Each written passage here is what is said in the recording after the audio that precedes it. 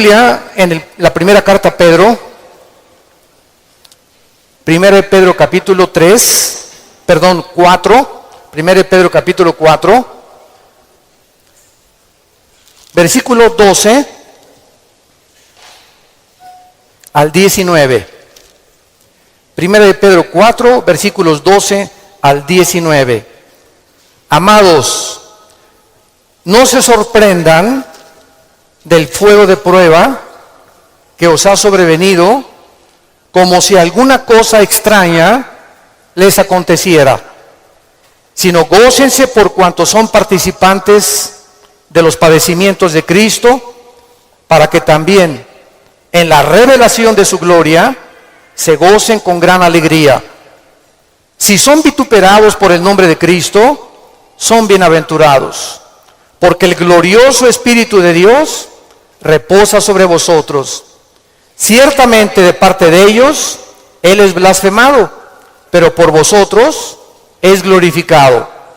Así que ninguno de ustedes padezca como homicida, o ladrón, o malhechor, o por entremeterse en lo ajeno. Pero si alguno padece como cristiano, no se avergüence, sino glorifique a Dios por ello. Porque es tiempo de que el juicio comience por la casa de Dios. Y si primero comienza por nosotros, ¿cuál será el fin de aquellos que no obedecen al Evangelio de Dios? Y si el justo con dificultad se salva, ¿en dónde aparecerá el impío y el pecador? De modo que los que padecen según la voluntad de Dios, encomienden sus almas al fiel Creador y hagan el bien. Muchos cristianos no han entendido lo que es la vida cristiana. Y uno de los ejemplos que la Biblia usa, o una analogía para comparar qué es la iglesia, es el matrimonio. Y en el matrimonio, muchos de ustedes que también están recién casados, tenemos siempre ideas de las telenovelas, y fueron felices el príncipe y su amante, o su amiga, o su esposa, por los siglos de los siglos. Y viene la luna de miel, y se acaba la luna de miel, y comienzas a descubrir, ah caray, ¿con quién me casé? O ah caray, yo no sabía, chiquita, que tenías ese genio, y yo no sabía que eras tan flojo, ni sabía que dejabas tus calcetines que huelen a queso manchego cuando te levantas de la cama. Y comenzamos en el matrimonio a salir de la burbuja y del mundo ficticio y fantasioso en el que creíamos que era casarse. Y no sabemos que el matrimonio es algo por lo cual toda la vida se tiene que luchar. Nunca habrá un matrimonio perfecto, nunca habrá un hombre perfecto, nunca habrá una mujer perfecta. Por eso el matrimonio es para dos discípulos de Cristo, un hombre y una mujer que siguen a Dios. Es como un triángulo, y mientras más sigue el hombre a Dios, Dios está hasta arriba y la mujer también. Mientras más seguimos a Dios, más cerca estaremos el uno con el otro. Bueno, la iglesia es lo mismo. Hay cristianos que les han hablado, no, la iglesia cristiana es Disneylandia, Reino Aventura, todo peace and love. Nunca va a haber problemas, nunca va a haber fricciones. Y cuando entramos a alguna iglesia o a las iglesias a las que ustedes han asistido, van a encontrar, ¿verdad?, que la iglesia es una mezcla de cizaña con trigo. Que la iglesia es un cuerpo de creyentes mezclados con personas que han entrado del mundo, y que entre nosotros necesitamos entender que va a haber fricciones, malos entendidos, contiendas, que doña Pachita ya le hicieron cara de hamburguesa y no quiere regresar, que porque en esa iglesia, muchos me dicen, es que en esta iglesia o en aquella iglesia a donde yo iba no había amor. Y el problema está en eso, que entramos a la iglesia creyendo que todo es maravilloso y que estamos en un ejército, somos soldados en un campo de batalla, en un mundo ocupado por el enemigo, donde nosotros vamos de paso, todo lo que construyamos, todo lo que invertamos en este mundo, se va a quedar. Y cuando este mundo sea destruido, lo único que va a sobrevivir son las almas. Son las almas. Y esta es la razón por la cual debemos vivir por las almas y poner como prioridad las almas que Jesucristo ganó en una cruz con su propia vida. Todos los cristianos vamos a experimentar pruebas. Vean ustedes aquí antes de Pedro se encuentra Santiago en el capítulo 1. Santiago era hermano de Jesucristo. Fue uno de los hermanos de Jesucristo, Santiago. Y él está escribiéndoles a los cristianos que comenzaron a ser perseguidos por el Imperio Romano. Y vean ustedes el consejo que Santiago comienza a delinear. Santiago 1, versículos 2 y 3. Hermanos míos, tengan por sumo gozo cuando se hallen en diversas pruebas, sabiendo que la prueba de vuestra fe produce paciencia. Sabemos entonces que todos nosotros vamos a ser examinados por Dios. Las pruebas, que son muchas, hay familiares pruebas, pruebas en tu iglesia, en tu trabajo, con tus amistades, como matrimonio, con tus finanzas. Dios prueba el corazón. Y dice Santiago, no se sorprendan, no se maravillen de que de repente hay muchas pruebas. Y en lugar de que la oposición y las pruebas puedan menguar nuestro ánimo, dice Santiago, ¿verdad? Está probándose nuestra paciencia y nuestra fe. Vean ahora aquí, le damos vuelta a primera de Pedro, otra vez, capítulo 1. Y dice el versículo 6 y 7, en lo cual vosotros se alegran ahora, aunque un poco de tiempo. Si es necesario, tengan que ser afligidos en diversas pruebas, para que sometida a prueba vuestra fe, mucho más preciosa que el oro, o sea, ¿por qué tiene que probar Dios nuestra fe? Porque es lo más valioso que Dios nos ha regalado. Lo más grande que tenemos es la fe. Y si queremos agradar a Dios, lo tenemos que agradar a través de la fe. Porque sin fe es imposible agradar a Dios. Por lo cual tenemos que entender por qué vienen pruebas, por qué me robaron mi coche, por qué tuve este problema con mi esposa, por qué este problema con mis hijos, por qué este problema en la iglesia, por qué este problema en el trabajo, por qué está el mundo ahorita como una olla hirviendo, donde las naciones están a un punto de una conflagración internacional. Aunque sabemos bíblicamente que si explota una guerra en Europa o en el Medio Oriente, no es todavía la tercera guerra mundial. En estos últimos meses, todas las invitaciones que he recibido han sido en radio, en televisión, con iglesias, con alianzas de pastores, para explicarles que esta guerra no es la tercera guerra mundial, que la Biblia nos habla claramente que falta mucho para la tercera guerra mundial y que este es lo que va a pavimentar el camino para el surgimiento del anticristo en el Medio Oriente. Entonces, estas pruebas, dice la Biblia, son importantes porque nuestra fe es la que tiene que ser probada. Ya sea en el trabajo, en la escuela, en el vecindario, etcétera, etcétera, estamos rodeados de personas que no les caes bien porque eres cristiano. Estás rodeado de amigos que cuando les comienzas a decir que eres cristiano, te van a comenzar a perseguir y a burlar. Porque el mundo está bajo el control del maligno y nosotros vamos de paso nada más. Somos un ejército que venimos a resistir al mal. No nos mandó Dios a terminar con el mal. Nos mandó a resistir hasta que Cristo venga. Se acabarán entonces las guerras y podremos recibir las coronas de gloria. Ahora muy bien, en esta sección se nos advierte, en la de primera de Pedro, acerca de otra prueba. Regresamos al capítulo 4, primera de 4, versículo 12. Y esta prueba es especial. porque le llama el Espíritu Santo fuego de prueba. ¿Qué hace el fuego? ¿Qué hace el fuego? Purifica. El fuego purifica y saca el verdadero valor. Las pruebas que nos vienen a nosotros es precisamente cuando un maestro no te hace exámenes. ¿Cómo vas a ver el maestro si tú estás calificado para pasar a la preparatoria? Forzosamente tenemos que ser examinados, ¿verdad? Con pruebas. Ahora tú te puedes preguntar, ¿qué Dios no sabe si voy a pasar o no voy a pasar la prueba? ¿Para qué nos hace pruebas Dios?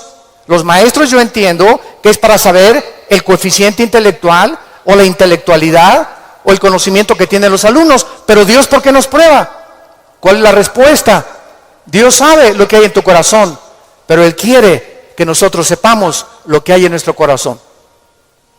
Que descubramos a través de las pruebas cuánta maldad hay dentro de nosotros. Cuántas cosas hay dentro de nosotros que necesitan ser quemadas todos los días. Cuántas cosas hay dentro de nosotros, porque aunque seamos cristianos, seguimos teniendo el potencial de ir en contra de las leyes de Dios. Por eso dice en Gálatas 5, las obras de la carne son esto y esto y esto: fornicación, adulterio, borracheras, drogadicto, hechicerías, ocultismo, etcétera, etcétera. Un cristiano puede caer en las cosas que él practicaba antes de que fuera cristiano, si el cristiano abandona a Dios. Y cuando descubrimos la maldad que hay dentro de nosotros, ¿qué podemos hacer? Gritar como Pablo en Romanos 7, miserable de mí, en mí no mora el bien que quiero hacer no lo hago, lo que no quiero hacer eso hago. Entonces encuentro que en mi mente me dice, no fumes, el cigarro te va a molar los dientes, la lengua, la faringe, el esófago, la tráquea, los pulmones, el corazón. ¿Y por qué sigo fumando? Veo otra ley. Mi mente me dice, estás mal, pero mi corazón me dice, hazlo. Y mi carne le gana a mi razonamiento. Y entonces Pablo dice, miserable de mí, y dichosos los que han descubierto esto. Oh Dios mío, ¿por qué volví otra vez a prender el canal de la pornografía? Yo no quería ver esa pornografía. ¿Por qué caí ayer con mis amigos y me emborraché la semana pasada? Soy cristiano, ¿por qué lo hice? ¿Por qué le grité a mi esposa como le debía haber gritado, no debía haberle gritado? ¿Por qué lo hice? Y qué mal nos sentimos cuando comenzamos a descubrir esa maldad. Y qué buen síntoma es que digas, ¿por qué lo hice? Eso muestra que tenemos al Espíritu Santo, que nos está redarguyendo, que nos está diciendo, esto que hiciste está mal. Antes lo hacías y no te importaba y te dormías ni pedías perdón. Pero ahora cuando pecamos nos damos cuenta, nos entristecemos, nos llenamos de una ansiedad tremenda en el corazón, porque no tenemos paz. Es la paz que nos quita Dios hasta que vengamos a la cruz y le pidamos perdón, y la sangre de Cristo nos limpia de todo pecado. Pero esta es la razón por la cual las pruebas Dios nos las manda, para que vayamos evaluándonos honesta, íntegra y sinceramente en qué nivel nos encontramos de espiritualidad. Vayamos a Santiago capítulo 1 otra vez con este versículo, y vamos a ver algunas verdades prácticas antes de desarrollar el pasaje que acabamos de leer. Veamos algunas verdades prácticas de las pruebas. En primer lugar, las pruebas son algo común en la vida cristiana. Dice Santiago, cuando os halléis en diversas pruebas. En segundo lugar, estas pruebas, van a venir en diferentes categorías.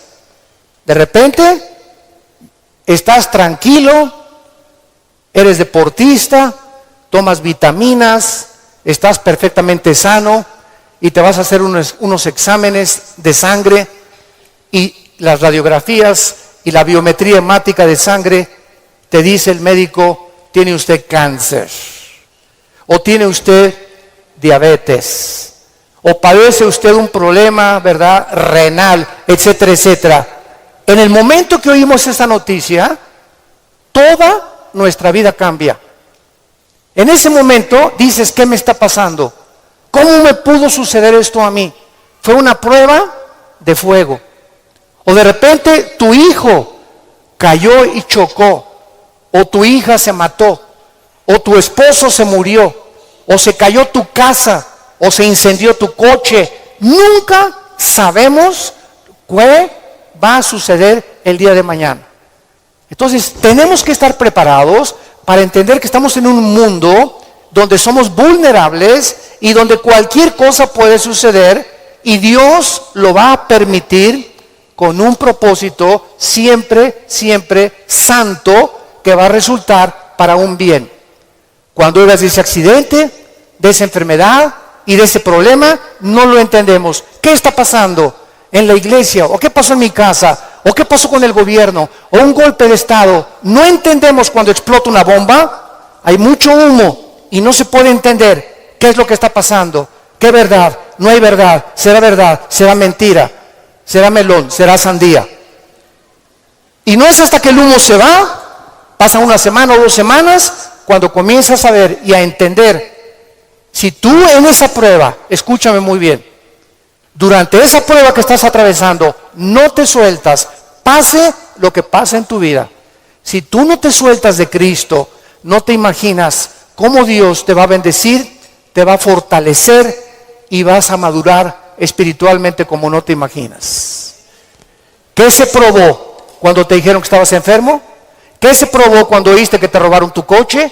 ¿Qué se está probando cuando perdiste el trabajo? Se está probando nuestra fe. ¿Cuánto confiamos en Dios? Cuando se va tu esposa o te abandona su esposo, ¿qué vas a hacer? ¿Te vas a recurrir a las drogas? ¿Te vas a emborrachar? ¿Vas a renegar contra Dios? ¿Para eso soy cristiano? ¿Me quitaron mi trabajo? ¿Por qué si yo diezmo regularmente me quitan mi coche? Dios, yo no lo entiendo.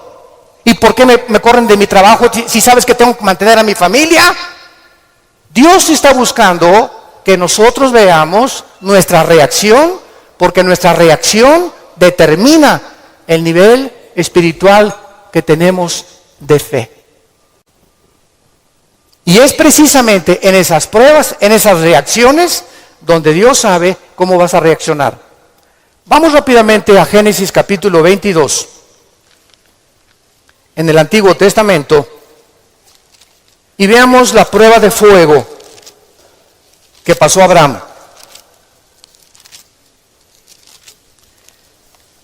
Abraham ya era un hombre maduro, ya tenía el hijo de la promesa, Isaac. Y Abraham se le llama en Romanos capítulo 4 el padre de la fe. Por algo será, ¿verdad? Por algo será, porque son las pruebas de fuego las que nos gradúan en el ejército de Dios. Las pruebas, no las muchas pruebas, nos van preparando, pero hay una prueba de fuego que es nuestra graduación. Cuando ya Dios se da cuenta que no importa lo que pase en tu vida, nunca te soltarás de Él. Nunca blasfemarás de su nombre, nunca te llenarás de rencor ni de amargura contra nadie. Hayan hecho lo que te hayan hecho o lo que nos hayan hecho, el veneno más grande que nos impide graduarnos es la amargura. Es el veneno más grande de la vida cristiana. Bueno, aquí se encuentra Abraham, capítulo 22 del Génesis, y dice, aconteció después de estas cosas, o sea, estas cosas son todas las pruebas que Abraham había atravesado, que probó Dios a Abraham. Abraham podría decir, ¿otra? Oye, ¿otra, Señor? ¿Es juego? Otra prueba, pero quiero decirte una cosa, Abraham, esta prueba, ¿verdad? No te imaginas, va a ser la bendición más grande para tu vida y para 1000 generaciones después. A los que les interese la palabra prueba en el hebreo, es la palabra nasá, con H al final. Cuando dice probó, es la palabra nasá. Escuchen lo que significa probar en el hebreo. Manifestar el corazón por medio de la presión. No es hasta que la presión viene a nuestras vidas que se sabe lo que tenemos escondido en el corazón. ¿No es cierto? No es bajo la presión donde se prueba el carácter de los hombres. Bajo la presión. Y dice la Biblia, esto es lo que Dios quería hacer. Poner presión en Abraham para darnos un ejemplo a nosotros de cómo reaccionar. ¿Y cuál fue la prueba? De fuego que Dios le puso a Abraham. Dame a tu hijo Isaac, versículo 2. Señor, no te oí bien, creo que me está fallando el oído. ¿Qué dijiste? Que me des a tu hijo. Señor, ¿estás bien? ¿No necesitas un mejoral? ¿Me estás hablando? ¿Eres tú? ¿No será un demonio el que me estará hablando? Señor, tú me dijiste que este hijo era el hijo de la promesa, no era Ismael. Tú me prometiste que era Isaac y la semilla de Isaac, el esperma de Isaac, la descendencia de Isaac, donde el Mesías, el Salvador que has prometido, iba a venir. ¿Cómo me lo pides? ¿Y cuál es la respuesta de Isaías 55, 8 y 9? Mis pensamientos no son vuestros pensamientos, y mis caminos no son vuestros caminos, ovejas santas, amadas de Dios. Así como los cielos son más altos que la tierra y mis pensamientos más altos que ustedes, así es como yo tengo que pensar para que ustedes comiencen a entender que yo no pienso como ustedes y que la fe es mantenerte de pie y seguir creyendo aunque no haya explicación inmediata. Señor, no entiendo qué pasó con mi casa, no entiendo por qué perdí el trabajo, no entiendo lo que está pasando, no entiendo esto, no entiendo aquello, pero como dijo Job, aunque tú me matares, seguiré confiando en ti. Y seguiré esperando y sabiendo que cuando se disipe el humo y entienda tus caminos, tienes algo mejor para mi vida. Esa es la fe. ¿Y qué hizo Abraham? No abrió la boca, no discutió. No vemos aquí que se puso al brinco con Dios. Abraham, Isaac, ven hijo mío. Muchachos, los siervos de Abraham, traigan la leña. Y entonces los dejó ahí en el monte a los siervos y agarró a Isaac y comenzaron a subir al monte Moriah. Escuchen, el monte Moriah fue donde Dios no perdonó a su hijo. Dios perdonó a Isaac, pero Dios no perdonó en el mismo monte a su hijo Jesucristo 4000 años después. Y cuando iban camino al monte, le dice Isaac a Abraham, Padre, ¿dónde está el sacrificio? Y Abraham no le dice nada. Dios proveerá. Y entonces se acuesta Isaac y lo amarra a Abraham, y cuando levanta la mano, dice el versículo 10 y el versículo 11, y extendió Abraham su mano y tomó el cuchillo para degollar a su hijo. Entonces el ángel de Jehová le dio voces desde el cielo y dijo, Abraham, Abraham. Y él respondió, heme aquí. Y dijo, no extiendas tu mano sobre el muchacho, ni le hagas nada, porque ya conozco que temes a Dios, por cuanto no me rehusaste darme a tu hijo. Dios, síganme con cuidado, no estaba buscando el sacrificio de Isaac. Dios estaba buscando el sacrificio de las emociones y los sentimientos de Abraham.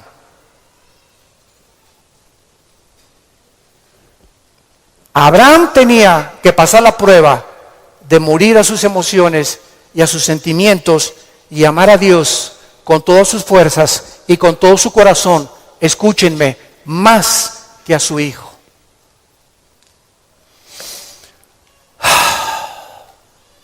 En el Nuevo Testamento se acercaron a Cristo, se los voy a explicar con más detalles, y le dijeron, ¿cuál es el más grande mandamiento?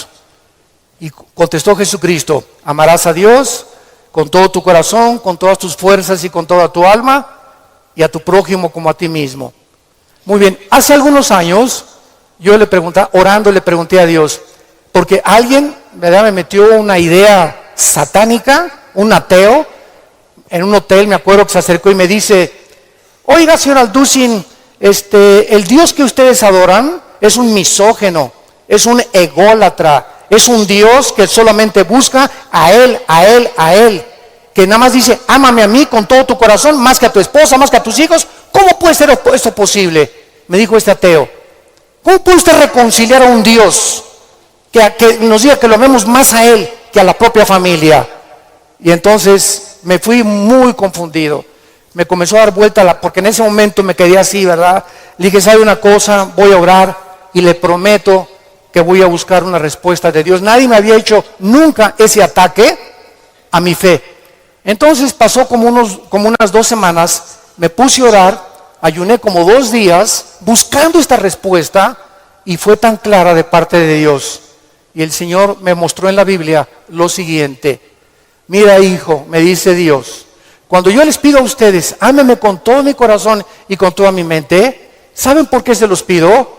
Porque tu mamá, tu esposa y tus hijos y tu perro Fido y tu cotorro y lo que más amas en tu vida y tu jarrón chino y la casa que tienes y que la amas, todo lo vas a perder y al final de tu vida te vas a quedar solo. Todos nos quedamos solos al final de la vida.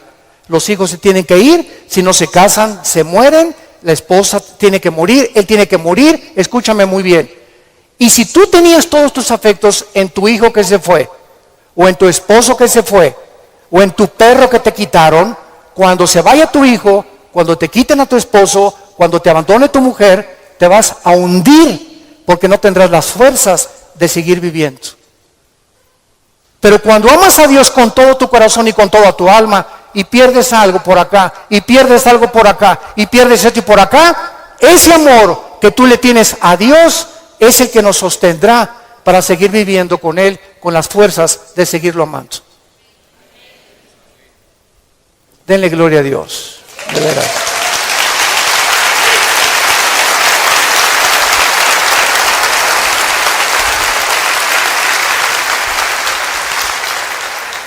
La fe es creer aunque no entendamos.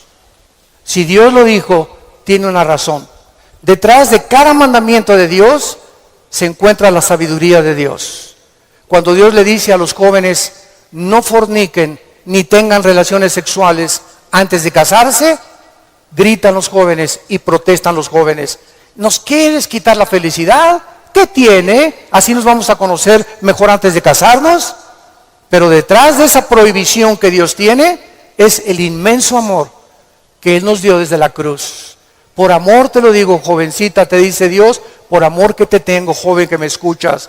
Tú no te imaginas las consecuencias de la fornicación. Vas a los 18, 19 años a ver crecer tu pancita, te vas a tener que salir de la escuela, él va a resultar con que no te quiere. Es increíble que por no haber puesto ustedes freno en sus relaciones meses antes, hayan ustedes acabado en un pecado que se llama la fornicación. Dios es sabio y nos dice a los casados, no cometerás adulterio. Dice Salomón en Proverbios 6, versículo 32, el que comete adulterio es falto de entendimiento, corrompe su alma el que tal hace. El que comete adulterio echa a perder su matrimonio, sus hijos, los celos, la infidelidad, que tarda años en poder levantarse. ¿Y todo por qué? Por tu ego, por tu orgullo, por tu vanidad. de querer irte con una muchacha más joven o con otro hombre sin tomar en cuenta a tu propia familia. Es el ego siempre el enemigo de nuestro Dios. Dios sabe por qué nos da las provisiones que nos da, porque nos ama y quiere lo mejor para nuestra vida. Y finalmente aquí en estas verdades prácticas en Santiago encontramos también, ¿verdad?, que las pruebas prueban la fe que tenemos y la fe nos muestra cuánto confiamos en Dios. Dice en el Salmo capítulo 11, versículo 1 y 2. En Jehová he confiado. ¿Cómo decís a mi alma que escape al monte cual ave? Porque aquí los malos tienden el arco, disponen sus saetas sobre la cuerda, para asaetear en oculto a los rectos de corazón. Si hubo un hombre perseguido, calumniado, vituperado, despreciado entre los héroes de Dios, fue el rey David. A los 17, 18 años lo ungen, Samuel, tú vas a ser rey de Israel. Ah, dice David, qué suave. Bueno, pasaron casi 12 años, vean esto, desde que lo ungen con sus hermanos, pasaron 12 años, hasta los 30 años de edad, 12 años de pruebas. El hombre que Dios había escogido para sentarlo en el trono de Israel, tenía que ser probado. Y tenía que ser probado en la amargura, en el rencor, en la confianza en Dios, en saber que no importa, aunque me rodee un ejército y aunque tenga las miles de amenazas, Dios es mi salvación, mi fortaleza y mi luz. ¿De quién temeré? Dice el Salmo 27. ¿De quién temeré? Es el temor dentro de nosotros lo que nos impide confiar en Dios. Ay, tengo temor que si me entrego a Dios me va a pasar esto. O tengo temor que si hago estas cosas me va a pasar aquello. Ese temor lo tienes que vencer. Porque Dios no nos ha dado espíritu de temor, sino de valor, de poder y de amor propio. Entonces tenemos que entender que las pruebas forman parte de la vida cristiana. Regresamos a nuestro pasaje de 1 de Pedro y examinémoslo rápidamente. Dice nuestro pasaje: no se sorprendan, amados, del fuego de prueba que os ha sobrevenido, como si alguna cosa extraña aconteciera. Número 1, se nos advierte cómo no debemos de reaccionar: con sorpresa. No debemos reaccionar con sorpresa. No puedo creer lo que me está pasando. Más te vale que lo creas. No puedo creer que mi noviecita me dijo que yo me parecía a John Travolta, hermano, y me dejó por otro y se fue. No lo puedo creer. No puedo creer que mi esposo me haya abandonado. No puedo creer que este negocio haya caído. No puedo creer, yo fui fiel en mi trabajo y me corrieron, hermano, del trabajo. No lo puedo creer. Más te vale que lo sigamos creyendo. No nos sorprendamos, es una prueba. Cualquier cosa que afecte tu vida, tu estabilidad emocional o física, son pruebas. Entendámoslo. Dios es un Dios que nos tiene que probar. Y estas pruebas son para nuestro bien. Y vamos a descubrir en las pruebas que Él es real, que Él sana, que Él restituye, que Él vindica, que lo que la oruga y el saltón te robaron, Dios te lo va a devolver 10 veces más. Pero es esa fe la que Él está tratando de desarrollar en nuestras vidas, porque es mucho, mucho más preciosa que el oro. Dice en 1 de Pedro 5:10, mas el Dios de toda gracia, que nos llamó a su gloria eterna en Jesucristo, escuchen bien, santos de Dios, después que hayáis padecido, ¿cuánto tiempo? No toda la vida es la Inquisición, por el amor de Dios. No toda la vida, como llegó una hermana: ay, pastor, ¿qué le pasa a doña Chole? Pues sigo con pruebas. Hermana, tengo 5 años que la conozco y usted ya le ganó a Job. No me diga que en 5 años Dios no la ha dejado descansar. Ese no es el Dios que servimos. Dice claramente que las pruebas son temporales, de vez en cuando Él cree conveniente que la necesitamos atravesar. Después que hayáis padecido un poco de tiempo, vean ustedes el propósito, Él mismo os perfeccione, afirme, fortalezca y establezca después de las pruebas.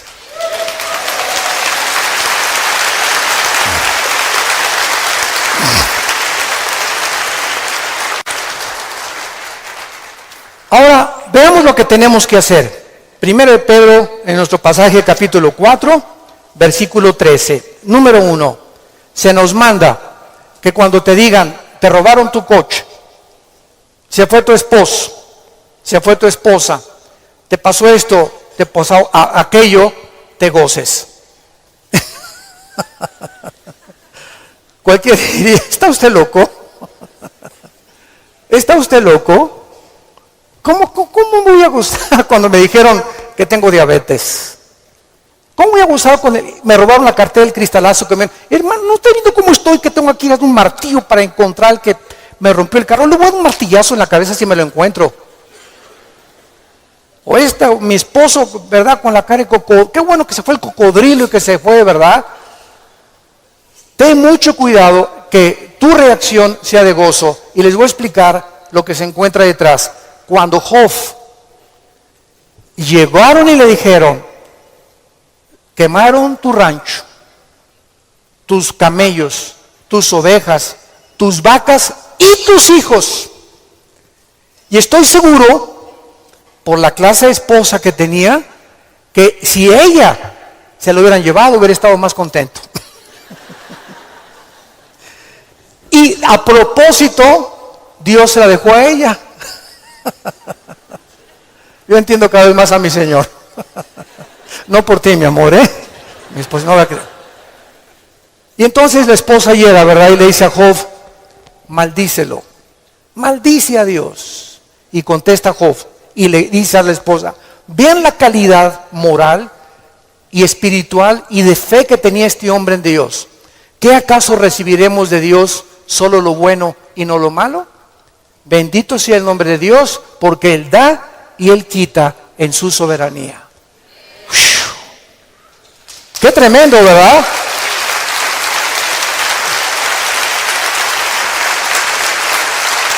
Qué tremendo. Entonces, en ese momento, cuando somos asaltados por dudas y malas noticias, en otras palabras, porque son malas noticias, en ese momento tengamos mucho cuidado de no permitirle a nuestro corazón que nos gobierne la lengua, porque de la abundancia del corazón habla la boca. Entonces, en lugar de proferir maldiciones o acusaciones, o eres tú Dios, o compartirlo con otras personas, híncate. Filipenses 4, 6 y 7. Híncate y dale a conocer a Dios, Señor, no entiendo lo que está pasando, no entiendo por qué me pasó esto, por qué esta enfermedad, oh Dios, no entiendo, pero quiero seguir confiando en ti. Solo te pido que mientras esto pasa y no lo entiendas, me fortalezcas y me muestres la razón para que yo pueda seguir bendiciéndote y adorándote. Es el tiempo más difícil de nuestra vida cuando no entendemos lo que está pasando. Vamos rápido a 2 Corintios capítulo 12. 2 Corintios capítulo 12 y veamos lo que le pasó al apóstol Pablo y la forma como él reaccionó. 2 Corintios 12.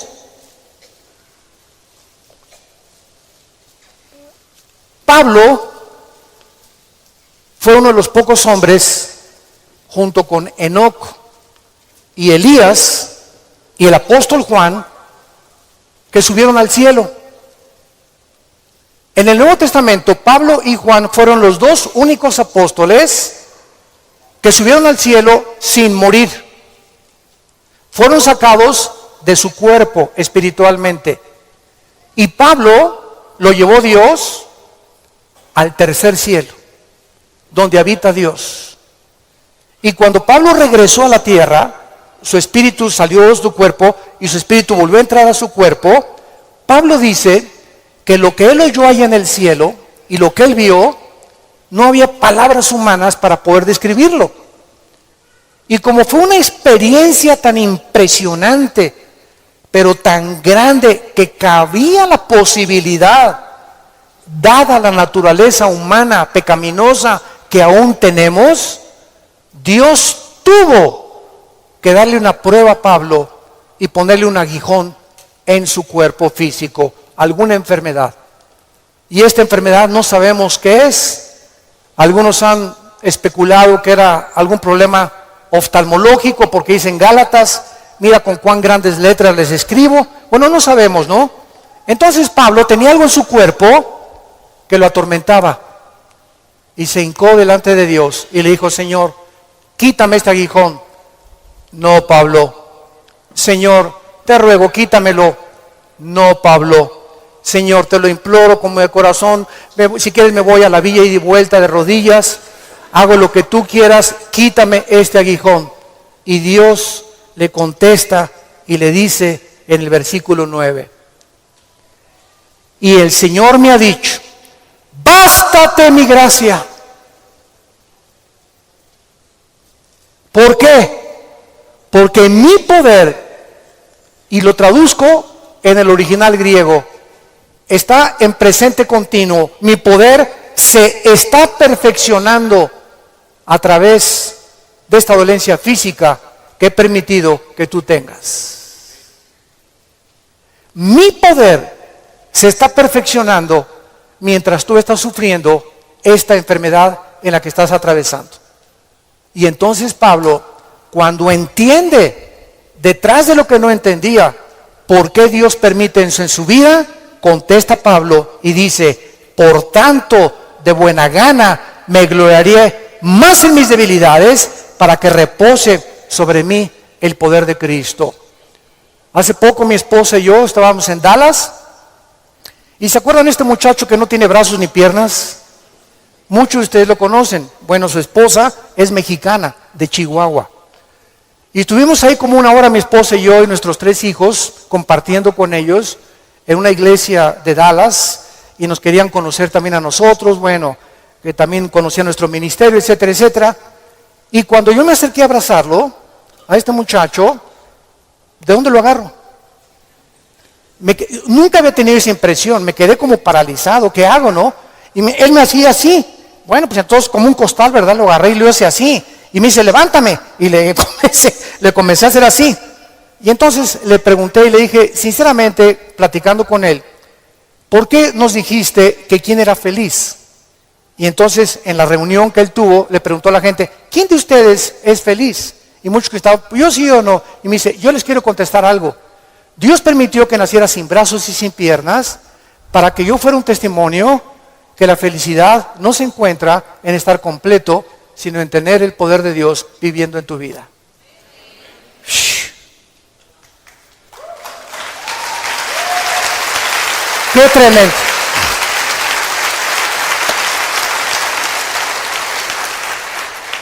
Mi esposa y yo nos bañamos de lágrimas. Tenemos piernas, tenemos brazos, tenemos casa, Conflex, un carro, lo que sea, nuestros hijos, y estamos descontentos. Teniendo contentamiento, teniendo sustento y abrigo, estamos contentos porque estamos vivos. Nosotros estamos completos, y él era más feliz que la mitad de los que fueron a escucharlo. Él riéndose, y era una felicidad, ¿no es cierto, Marta? Un gozo sincero. Él no estaba fingiendo, él estaba lleno del poder de Dios. Y transmitía en sus ojos esa paz, ese contentamiento, esa aceptación. Él dijo que a los 12 años se quiso suicidar porque todavía no había aceptado a Cristo. Y se metió, dice: ¿cómo me suicido? ¿Con qué? Ni modo que dar una pistola y le haga así, ¿verdad? Se metió a la tina del baño y con la boca abrió la llave y se quería morir ahogado. Y cuando estaba el agua subiendo, muchos de ustedes que ya no oído su testimonio, yo lo traigo grabado en mi iPhone, dice que en ese momento dijo: si yo me quito la vida, nunca podré compensarles a mis padres y los haré culpables a mis padres, porque siempre se lamentarán porque yo nací así, y si hay un Dios, nunca conoceré el propósito por el cual permitió que yo naciera sin brazos y sin piernas. Y apagó la llave, y le dijo, yo no entiendo, al año se convierte a Jesucristo. Y ha ganado millones de almas.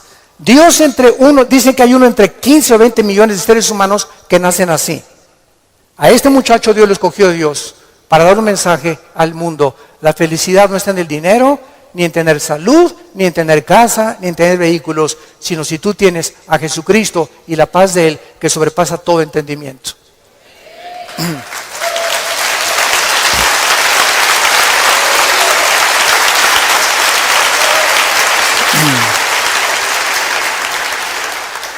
Y finalmente regresamos a nuestro pasaje de 1 de Pedro capítulo 4, dice así, gócense, versículo 13, por cuanto son participantes de los padecimientos de Cristo, para que también en la revelación de su gloria se gocen con grande alegría.